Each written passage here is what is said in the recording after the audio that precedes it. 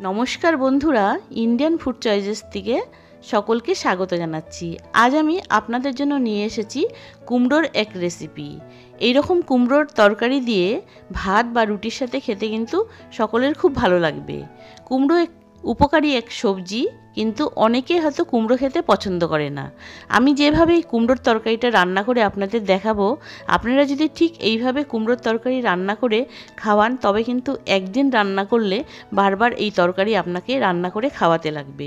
এই কুমড়োর তরকারিটা কিন্তু খেতে ভীষণ ভালো লাগে, কারণ আমি বলছি, আমি রান্না করে আমার ছোট যাকে খাইয়েছিলাম, সে কিন্তু বলেছে, দিদি তোমার হাতে যতদিন আমি তরকারি খেয়েছি, কিন্তু এই রকম তরকারি তোমার হাতে আর কখনো আমি আগে খাইনি। এই তরকারিটা আমার কাছে সবচেয়ে বেস্ট তরকারি হয়েছে।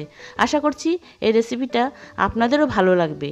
যদি ভালো লাগে তবে কিন্তু অবশ্যই একটা কমেন্ট করে জানাবেন আপনাদের কেমন লাগলো। প্রথমে আমি কড়াইতে সর্ষের তেল গরম করে আলুগুলো ভেজে নেব। এখানে আমি দুটো মাঝারি সাইজের আলু নিয়েছি। আলুগুলো একটু তেলের মধ্যে দিয়ে একটুখানি নুন দিব। নুন দিয়ে আলুটা একটু ভেজে নিব। আর আলুটা ভাজা করার সময় একটা ঢাকা চাপা দিয়ে আলুটা ভেজে নিব। ঢাকা চাপা দিয়ে আলুটা ভেজে নিলে তবে আলুটা খুব তাড়াতাড়ি নরম হয়ে যাবে আর ভাজাটাও খুব ভালো হবে।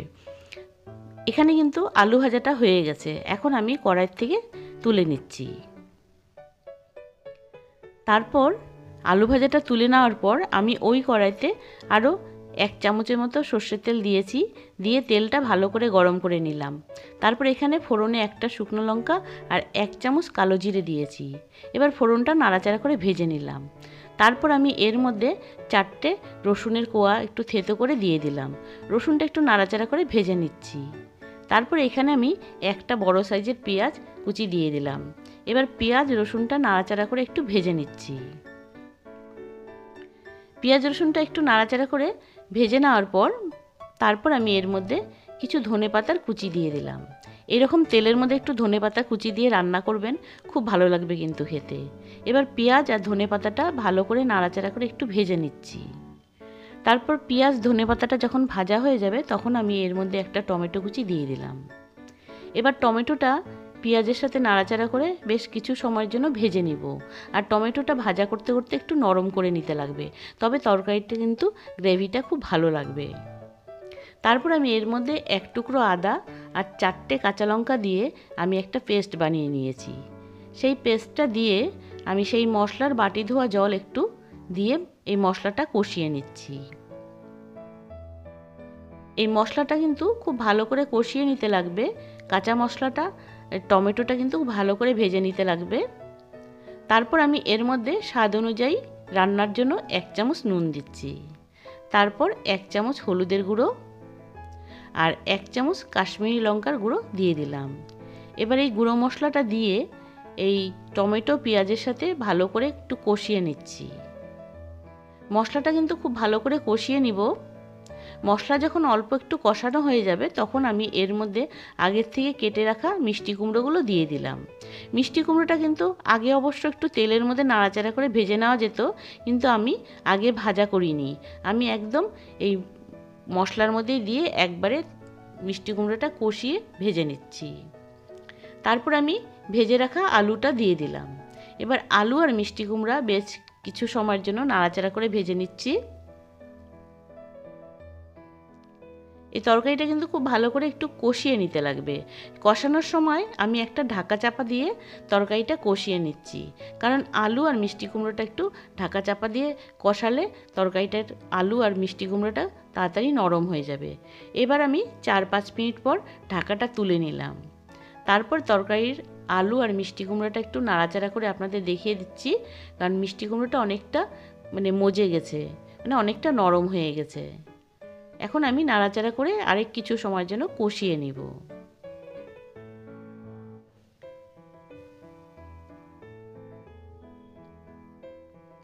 বন্ধুরা, আপনারা কিন্তু অবশ্যই এই তরকারিটা একবার রান্না করে খাবেন, খুব ভালো লাগবে। কারণ পেঁয়াজ রসুন দিয়েছি, আর আমি যে সর্ষে আর জিরের যে একটা শুকনো ভাজা করে নিয়ে আমি যে মশলাটা করেছি, সেটার জন্য কিন্তু তরকারিটা কিন্তু দুর্দান্ত স্বাদের একটা তরকারি হয়েছিল।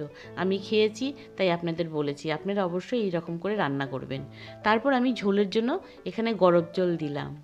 ঝোলটা দিয়ে একটু বেশি পরিমাণে দিয়েছি, কারণ মিষ্টি কুমড়ো একটু বড় করে কেটেছি আর আলুটা একটু সেদ্ধ হতে লাগবে, সেই জন্য ঝোলের পরিমাণটা একটু বেশি দিয়ে তরকারিটা একটু নাড়াচাড়া করে দিচ্ছি।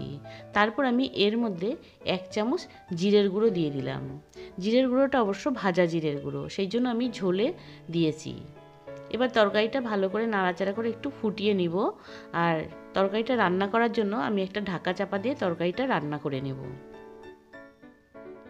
তারপর আমি একটা তড়কা প্যান গরম করে নিয়েছি, তাতে আমি 1 চামচ সাদা জিরে দিয়েছি আর 2 চামচ সাদা সর্ষে দিয়েছি। এখানে আপনারা কালা সর্ষেও ব্যবহার করতে পারেন, কিন্তু আমি এখানে সাদা সর্ষেটা দিয়েছি।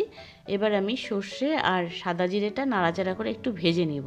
আর গ্যাসের ফ্লেমটা কিন্তু বন্ধ করে নিয়েছি আমি, কারণ গ্যাসের ফ্লেমটা যদি জ্বালানো থাকে তবে কিন্তু তড়কা প্যানটা বেশি গরম হয়ে এই সর্ষে আর জিরেটা পুড়ে যাবে, সেই জন্য আমি বন্ধ করেই ভেজে নিয়েছি। তারপর আমি ঢাকাটা খুলে দিলাম, তরকারিটা একটু নাড়াচাড়া করে নিচ্ছি।